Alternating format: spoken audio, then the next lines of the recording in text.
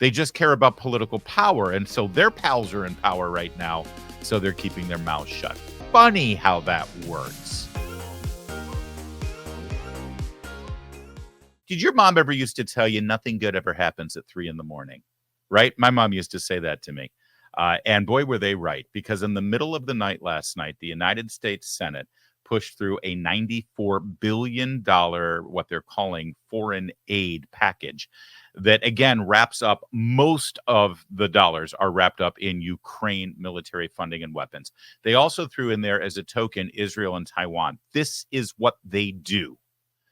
Have you noticed that every single bill pushed through the Congress in the last 2 years since the Russia invasion of Ukraine, every single bill that has Ukraine funding for the United States of America has been tied to another bill?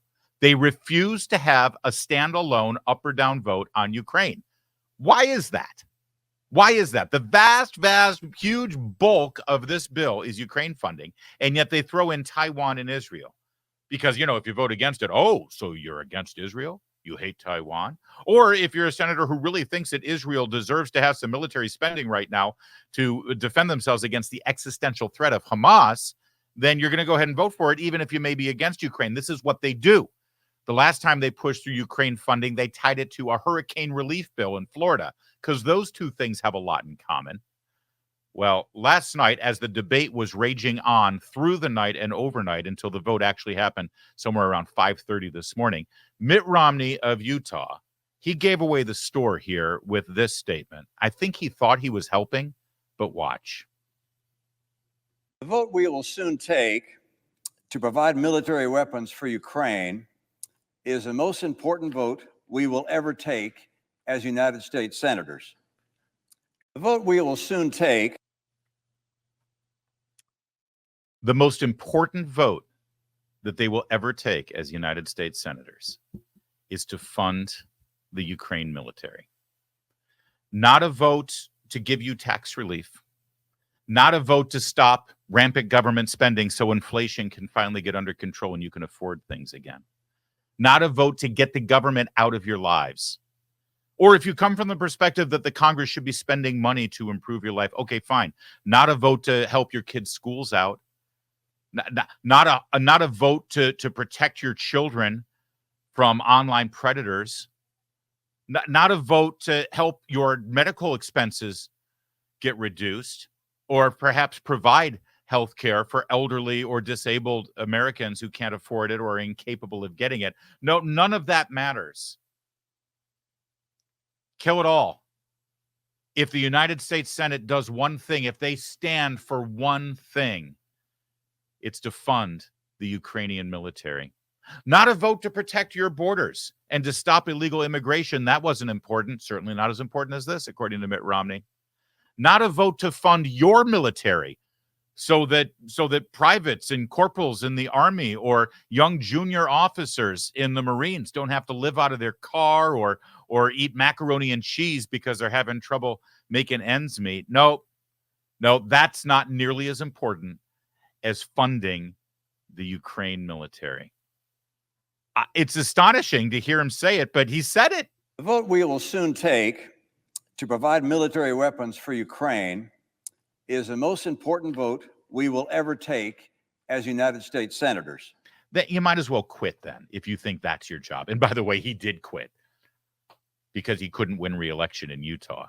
A Republican unable to win re-election in Utah. As our colleague on the Salem Radio Network, Dennis Prager, likes to put it, you know what? I prefer clarity to agreement. We're never going to agree with these guys, but at least we have some clarity here when they actually say things like this out loud. In fact, Mitt Romney took to his X platform here, and he tweeted this out along with his entire 5-minute floor speech. We are not being asked to send American troops into war only to help the Ukrainians defend themselves. If we fail to help Ukraine, Putin will invade a NATO nation.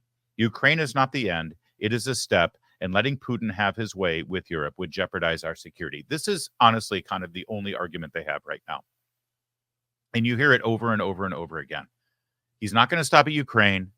He's going to go right into a NATO country, and then we will be forced to commit our troops to the effort. So it's better to fund the Ukrainian military. Well, first of all, we've been in a standoff for 2 years now with the Ukrainian military. It's almost like they're incapable of winning this and stopping Russia, or they don't have the will to do so. I'm not sure which. I'm assuming they have the will to do so. So let's say they're incapable of it. So we're going to continue this standoff forever under this threat that we know that for sure Putin is going to invade the next country. It'll be Poland or some other NATO country, and then America will be committed to defending that country. Well, a couple of things here. First of all, I get it. I get it. You think Putin is Hitler. And if you can go back in time and you can stop Hitler from invading Poland or Czechoslovakia to prevent World War II, you certainly would have done it. Okay. If you really truly believe that, then why don't you show some cojones? Why don't you actually stop with the proxy war? You really believe that? You really believe that by funding the Ukrainian military for a 2-year standoff that isn't doing anything and isn't accomplishing anything, that you're preventing World War III? If you really believe Putin's Hitler, then why don't you just actually have the cojones to ask for funding to send our troops there, right? I mean, taking your argument, if you could stop Hitler back in 1939, wouldn't you have done it to stop World War II? Well, sure. So if you really think Putin is Hitler and he's on the verge of World War III, why not just propose right now that we send our troops to help Ukraine and we can fight shoulder to shoulder with them and end this thing right now? Why won't you do that? Of course, the answer is obvious. They know, first of all, that they could never get support for that. So instead, well, it's fine to just send somebody else to go fight our fights for us. And and what's money after all? We can afford it. And also deep in their heart, they know that Putin is not going to invade Poland. How do we know that? Well, because Putin, crazy as he may be, and he may very well be crazy, he knows full well that the second he crosses that line, that border into Poland, he automatically triggers the NATO precautions, the NATO defenses. If he wanted a war with the United States of America, I mean, he could have picked a war with the United States of America. It doesn't make any logical sense. Why did Hitler roll into Poland and roll into Czechoslovakia? Because he knew that Great Britain and other countries weren't going to do anything about it. And Putin knows right now that we have to do something about it if he rolls into Poland. And they leave that part of the equation out, don't they? It's completely disingenuous, and it's unbecoming a United States senator to threaten to blackmail American mothers and fathers who have children in the military. If you oppose us, it means that we're just going to have to send your kids. Wow. Yeah, this is their most important vote, that's for sure. Meanwhile, Mitch McConnell upped the rhetoric even beyond Mitt Romney, believe it or not. Hopefully you can decipher what he's saying, because he's sounding about as coherent as Joe Biden these days. Today, the future of the world I've just described is in question. The endurance of an order in which American support is craved and American strength is feared is in doubt. And we, the United States of America, have the most to lose. Ever since we came to the aid of our allies 80 years ago, America has been an inseparable partner in the security of Europe. Not out of charity, but because our own security and prosperity is tied to it. Ever since we were attacked in 1941, America has helped guarantee stability and free commerce in the Indo-Pacific, not as a moral gesture, but because we have core interests of our own in this critical part of the world. Okay, fine. Understood. That's great. But what was that first part again? Today, the future of the world I've just described is in question. The future of the world is in question. And he fears that other countries are not going to respect the United States and our military and our ability to actually work diplomatically to stop aggression and engagement. Well, you know why? You know why? Because for the last 20 years, Mitch McConnell and other politicians like him, including Joe Biden, this isn't a partisan thing, they have fecklessly committed American troops to causes that go on and have no end in sight, and they can't even define what winning looks like. And that's exactly what they're doing here. I mean, if you're worried about America's respect and stature around the world, Mitch, you should probably look in the mirror. You know how bad this vote was? Even Lindsey Graham is against it. I didn't think Lindsey Graham had opposed any kind of military spending, but he put out this statement here. And he first talks about our border as a national security nightmare, drugs flowing at record levels, over 7 million crossings, an all-time high of people on the terrorist watch list coming into our country. And then he says, I believe the solution to this problem is the following formula. The supplemental aid package should be a loan to the countries in question, as suggested by President Trump. Wait, what? We should do what Trump suggested we do and just make it a loan. Remember when Trump suggested that last week and he was roundly mocked and ridiculed by all the intelligentsia? Is Lindsey Graham lobbying for a cabinet position here? I think he might be. Please be careful, President Trump. Please know who you're dealing with here. President Trump is right to insist that we think outside the box. I hope the House will take another meaningful look at border security so they can pass the Senate. I also hope the House will turn the supplemental aid package into a loan instead of a grant. Until that day comes, I'll be voting no. Lindsey Graham, ladies and gentlemen. Dang. Well, we'll get to what the House is going to do about this in a minute. Speaker Johnson did put out a statement, but I want to share with you what some really brave, courageous, and frankly, heroic Republicans did all night long in trying to delay this vote as much as they could. They couldn't muster enough people for a full-on filibuster. But Mike Lee, J.D. Vance, Marco Rubio, Rand Paul, and a handful of others, Ron Johnson, I'm sorry if Rick Scott, I believe, they did a great job all through the night delivering remarks specifically opposing this package. Let's start with Senator Rand Paul of Kentucky. So I, for one, think that the American people are opposed to this bill. I think they're opposed to the concept of Ukraine first and America last. And I predict that this issue doesn't go away. I predict that the House of Representatives is not going to take up this bill.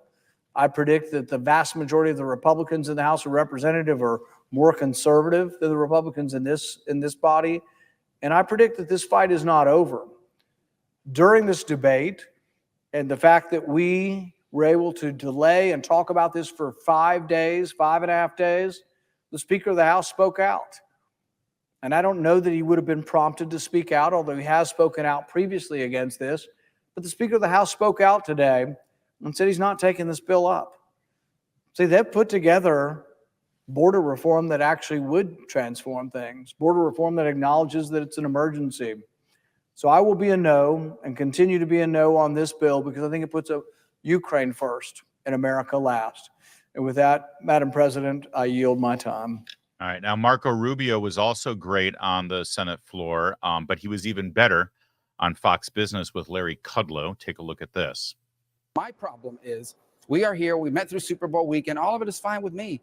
What I wonder is what people back home are saying to me, and that is you guys will stay up there for days at a time, cancel trips, whatever it is you're going to do to help other countries with their invasion, but you never do that for us. We have an invasion going on right now, and you won't give that priority. And so I think Americans are tired of always being told they're second to another country, second to an interest group, second to something, the global economy, whatever it might be. They're tired of it, and I think that's being exposed here, how out of touch politics has become, including people in both parties, with what the priorities are of everyday working Americans.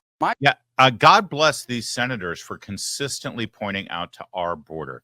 They couldn't do anything. They punted. They had a disastrous negotiation with the White House and Democrats. So they just decide, well, we can't do anything about our southern border. And now we're asked to commit close to $100 billion so that Ukraine can help fend off an infringement on their border.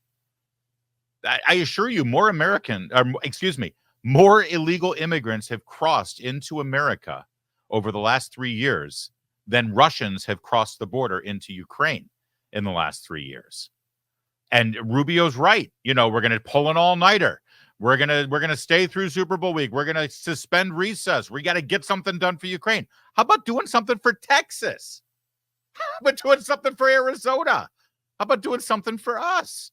J.D. Vance, the freshman senator from Ohio, also brilliant over the night last night. In fact, I think this was around 3 a.m. when he delivered these remarks. The unfortunate truth is the Chinese don't care about our resolve, they care about our strength. In classical foreign policy schools, deterrence is the combination of resolve and capacity. You have to both want to do something, but most importantly, you have to have the ability to do that thing. And we have no capacity to deter the Chinese in East Asia and help the Ukrainians fight a war in Eastern Europe. For many generations, our leadership shipped our industrial base, our manufacturing jobs overseas, and that has left us in a place where we don't produce enough weapons. We don't produce enough missiles. We don't produce enough artillery shells. We don't produce enough of the critical munitions that are necessary to fight conflicts all over the world. So every time we spend critical resources on Ukraine, we ensure that they will not be available to a contingency necessary for the United States of America. That's not hypothetical and that's not abstract. We, even now, are sending weapons to Ukraine far faster than we can make them. Why are we sending cluster munitions to Ukraine right now? And again, I'll ask, where is the anti-war left? What happened to the left that was worried about sending cluster munitions to various conflicts all over the world? Why are we sending cluster munitions to Ukraine? It's because we don't make enough artillery shells to send to Ukraine, to Israel, and to other needed partners. Critically important points there from Senator Vance here. First of all, obviously, America last again. We are literally sending them munitions that are our own military needs, and we don't have them ourselves, and we're not making them fast enough. So now we're just like, all right, well, send them that. So you got American military last, Ukrainian military first. But secondly, and I think it's incredibly ironic, where the hell is the anti-war protesters? Where in God's name are all these people who hate war and by the way, I hate war. I hate the death of innocents. I hate that. That's why I want there to be a ceasefire right now in Ukraine and Russia. It's going nowhere. It's been 2 years. It's a ceasefire. We keep hearing from Ukraine, oh, we got a new offensive coming up, our big spring offensive, and we're going to put Russia on its heels. And it never happens, and it never materializes. It ain't moving anywhere. And if you really care about ending war, if you really care about keeping innocent women and children from being murdered in war, then you'd be promoting the idea of a ceasefire. You'd be promoting the idea of negotiations. And so where is everybody who was screaming for that for the last 20 years of my life? They seem to be shut up. It's almost like they don't really believe in the principles or values that they constantly scream in the streets about. They just care about political power. And so their pals are in power right now, so they're keeping their mouths shut. Funny how that works. Chuck Schumer, the majority leader for the Democrats, who, working with Mitch McConnell, pushed this thing through, then issued a challenge to Mike Johnson and the House of Representatives. Today, the Senate keeps its word to Ukrainians in need. Did you follow that? Did you catch that? We kept our word to Ukrainians in need. When was the last time they kept their word to you? Yeah, it's so stirring and emotional to see the Senate keep their word to the people of Ukraine and the Ukrainians in need, right? I mean, it's connected directly to when they step up and they are sworn into office and they put their hand on the Bible or whatever else book they want to use. I mean, some of the Democrats sadly use, kiddie porn that they want to put into public schools right now. But they swear, they put their hand on their holy book, and they swear and they pledge to protect and defend the Constitution of Ukraine. We kept our promise to Ukrainians in need. You only have one promise. It's to the American people. My God. I mean, again, we prefer clarity to agreement here, but I just wish they weren't so clear about it.